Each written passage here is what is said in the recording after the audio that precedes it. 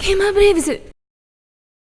So my name's Kaelaris. I am a desk host primarily when it comes to esports, and I've been around in esports now for about 9 years. I've covered a multitude of esports, but this time around I'm covering the PMCO 2019 Global Finals.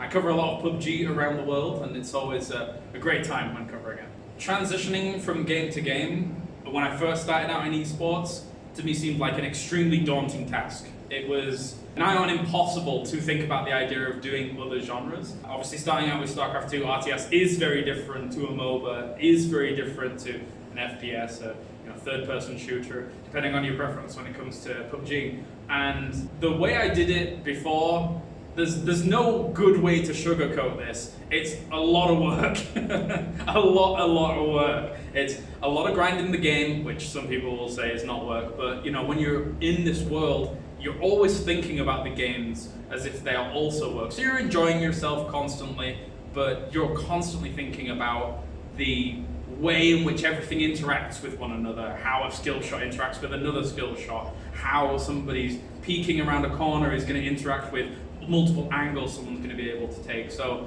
the true keys, grinding the game a lot, watching pros a lot, and taking notes studiously to figure out how they're going to play. And even just different phrasing is something that came into changing between games, changing up your sentence structure and things like that. So I think about this gig, I think about this job 24/7. So when I'm assigned to a specific tournament or a job, the first way I start preparing myself is by first making a Google document. I'm making a Google spreadsheet and jotting down as much information as possible about the structure of the tournament, the base of the tournament, how much prize pool, what's the format like, how do you qualify for said tournament, etc., and things like that. And then from there, it's watching a lot of VODs, or being involved in the preliminaries, the qualifiers that do come along to know how the teams have been able to get there, etc. So a lot of VOD watching to figure out who's going to be the favorite, who's not going to be.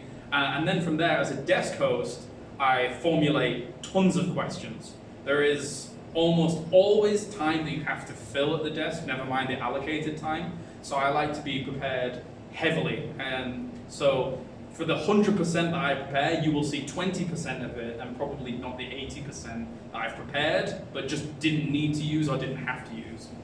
So there is always the skepticism that the battle royales have RNG involved in them, and to a certain degree they do. And that is actually kind of like a lot of games that already exist in the real world before battle royale really became a thing. Poker has a certain degree of RNG to it. Even StarCraft 2 had a certain degree of RNG to it, depending on if you were able to scrap things. You can manipulate this at all times. And likewise in Battle Royale, you can always manipulate this to be in your favor as much as possible. So when you look at PUBG, and I think it's a narrow-minded view to say that RNG rules the ultimate competitive nature of PUBG, because you can always try and manipulate things into your favor and try and get the upper hand on your opponents. There is a reason we always see the best teams rise to the top in almost every single tournament. 1 out of 99 you may see a complete fluke win of a tournament, but mostly it is the best teams. There's only 3 games left at the time of recording, so I actually really, after watching the first day of the prelims, X-Quest were the guys I was rooting for. They won 3 out of 4 matches in the day 1 of the prelims, and I think that the style that they brought into actually winning that out was really phenomenal to see, very, very exciting to see. A little part of me is always rooting for SSG because I've spent quite a bit of time with those guys. I met Sixless and Carnage and Angry when we did the Star Challenge last year, and then going into Dubai, of course, saw some of those guys there as well. So those 2 teams are my picks.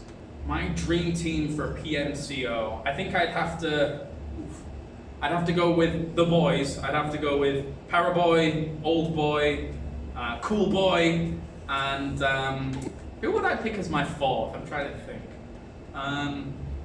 I almost said me, but I'm terrible, so let's not pick me. Let's pick Sixless, because he has shown from SSG that he's able to snake into good positions as well as get a lot of kills. I think right now he is currently third in terms of kills, but SSG is like nowhere near kind of the third place in the tournament, so very impressive by him.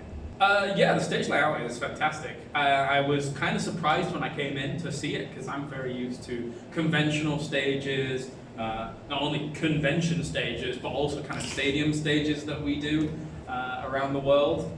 And I was surprised that there were these little pods, but I thought it was very cool. It seemed like a very relaxed atmosphere to kind of have a global finals in, but everything is meshed together so well, be it from the performances that we've seen to how the players are kind of interacting with one another. I see some of the Eastern teams just going up to each other and giving each other a hug between the games and stuff like that. So yeah, it's really cool. It's a chill but important atmosphere.